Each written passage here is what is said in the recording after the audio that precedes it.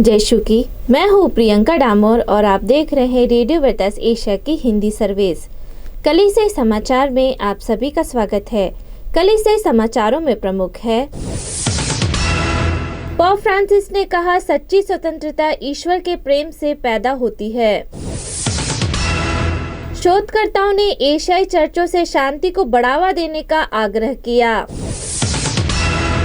Vatican ने भारतीय धर्माध्यक्षों से कैनन कानून का उल्लंघन करने वाले पुरोहितों पर अंकुश लगाने को कहा। अपहरण किए गए हैती मिशनरियों के लिए फिरौती की मांग। पाकिस्तान से कार्यकर्ता मोहम्मद इस्माइल और उनके परिवार के सभी उत्पीड़न को खत्म करने को कहा गया। गोवा के पूर्व जेसुइट प्रोविंशियल का निधन। चर्च में भीड़ के घुसने से पास्टर घायल। भारतीय दलित ईसाइयों ने एक अलग कैथोलिक संस्कार की मांग की। दक्षिण भारत में अचानक आई बाढ़, भूस्खलन से 24 की मौत। कैथोलिक धर्म प्रांत इंदौर में 10वां बाइबल महोत्सव शुरू किया गया। अब जानते हैं समाचार विस्तार से। पोप फ्रांसिस ने कहा, सच्ची स्वतंत्रता ईश्वर के प्रेम से पैदा होती है। पोप फ्रांसिस ने बुधवार को ट्वीट कर सच्ची स्वतंत्रता के मर्म को समझाया और दूसरों की सेवा करने हेतु प्रेरित किया।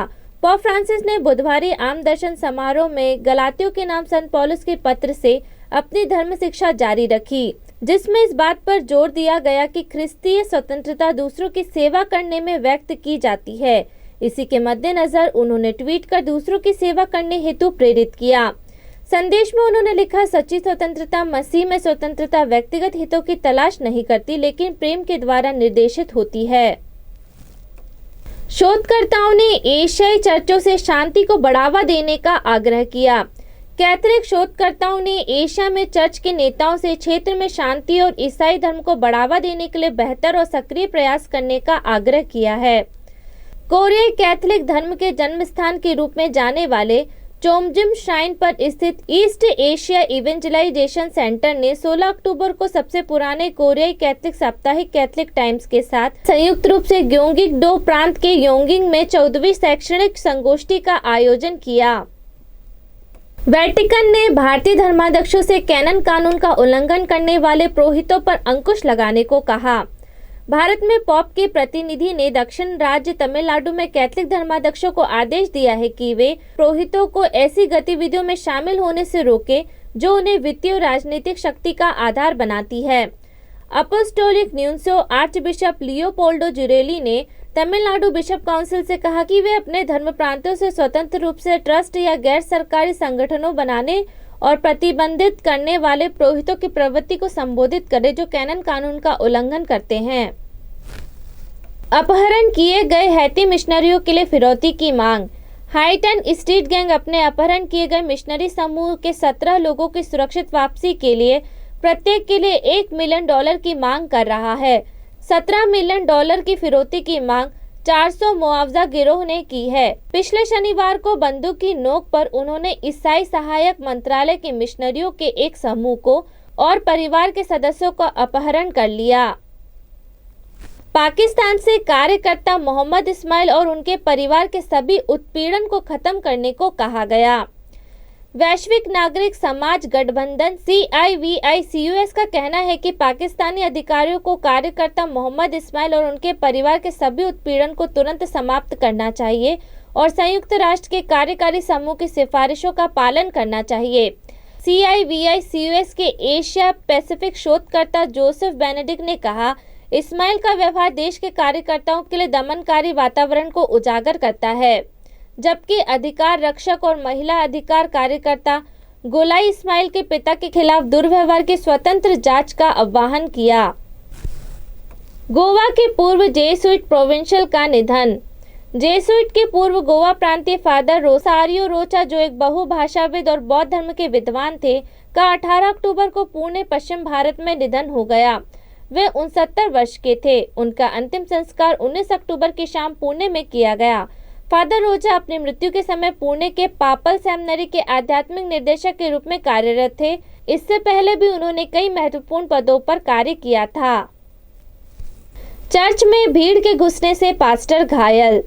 एक प्रोटेस्टेंट चर्च के एक पास्टर को भारतीय राज्य कर्नाटक में हिंदू समर्थन कार्यकर्ताओं की भीड़ के एक चर्च में घुसने और कथित जबरन धर्मांतरण के विरोध में भजन या हिंदू भक्ति गाना शुरू करने के बाद पुलिस ने पकड़ लिया था। 17 अक्टूबर को हुबली शहर से रिपोर्ट की गई घटना के एक वीडियो क्लिप में विश्व हिंदू परिषद और इसकी युवा शाखा बजरंग दल के कार्यकर्ताओं को जबरन बेरीदेव कोपा चर्च में प्रवेश करते और भक्ति गाते हुए दिखाया गया। पास्टर सोमू अवराधी और उनके कुछ सहयोगी को कथित तौर पर हाथापाई से मामूली चोटें आई, लेकिन सत्तारूढ़ भारतीय जनता पार्टी से संबंधित विधानसभा के एक स्थानीय सदस्य अरविंद बेलाड़ ने अपने समर्थनों के साथ एक राजमार्ग को अवरुद्ध कर उनकी गिरफ्तारी की मांग की। स्थानीय मीडिया ने दोनों समूह की रिपोर्ट में दावा किया कि उन पर हमला किया गया था।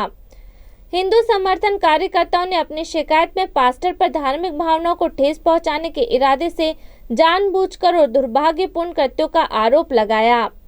पास्टर अवराधी को पुलिस ने पकड़ लिया, लेकिन पूछताछ के बाद छोड़ दिया। चर्च के अधिकारियों ने भी 18 अक्टूबर को शिकायत दर्ज कराई थी। दक्षिण भारत में अचानक आई बाढ़, भूस्खलन से 24 की मौत। मूसलाधार बारिश के कारण अचानक आई बाढ़ और भूस्खलन ने दक्षिण भारत के केरल राज्य के पहाड़ी इलाकों में कहर बरपा रखा है, जहां पिछले 2 दिनों में कम से कम 24 लोगों की मौत हो गई है।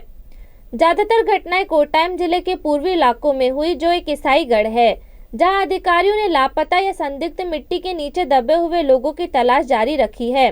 कोट्टायम जिले में पाला धर्म प्रांत के सामाजिक कार्य निदेशक फादर किजाकेल ने कहा, हम एक अभूतपूर्व स्थिति का सामना कर रहे हैं, जहां सैकड़ों लोगों ने अपने शरीर पर कपड़ों को छोड़कर सब कुछ खो दिया है।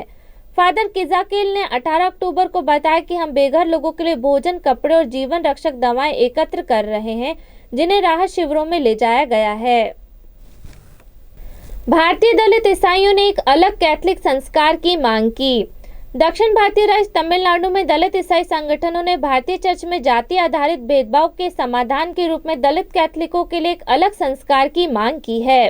दलित ईसाई लंबे समय से चर्च में जाति आधारित भेदभाव को समाप्त करना चाहते हैं और अतीत में पोप फ्रांसिस से केरल स्थित सीरो मालाबार और सीरो मलंकारा चर्चों की तरह एक कैथलिक संस्कार बनाने का आग्रह किया है। नवीनतम मांग दलित क्रिश्चियन लिबरेशन फोरम द्वारा आयोजित एक संगोष्ठी में उठाई गई, जो राज्य में दलित ईसाई पुरोहितों और धर्म बहनों का प्रतिनिधित्व करती है। इसमें 27 संगठनों और दलित अधिकार कार्यकर्ता, पत्रकारों, शिक्षक और युवाओं सहित 250 से अधिक प्रतिभागियों ने भाग लिया। कैथलिक धर्म प्रांत इंदौर में 10वां बाइबल महोत्सव शुरू हुआ। आज से कैथलिक धर्म प्रांत इंदौर अपना 10वां बाइबल महोत्सव मनाने जा रहा है। आज सुबह 10 बजे इस महोत्सव का उद्घाटन इंदौर धर्म प्रांत के बिशप चाको एवं फादर बॉबी वीसी द्वारा किया जाएगा। 3 दिनों का कार्यक्रम इस प्रकार रहेगा। पहला सत्र सुबह 10 बजे से 1:30 बजे तक प्रार्थना एवं प्रवचन। दूसरा सत्र 4 बजे से 8 बजे तक प्रार्थना एवं प्रवचन होंगे। इस महोत्सव को देश के सुप्रसिद्ध कैथलिक प्रवचनकर्ता फादर बॉबी वीसी 3 दिनों तक संचालित करेंगे। इसी के साथ कलीसिया समाचार समाप्त हुए। अगली बार फिर मुलाकात होगी नई खबरों के साथ। नमस्कार।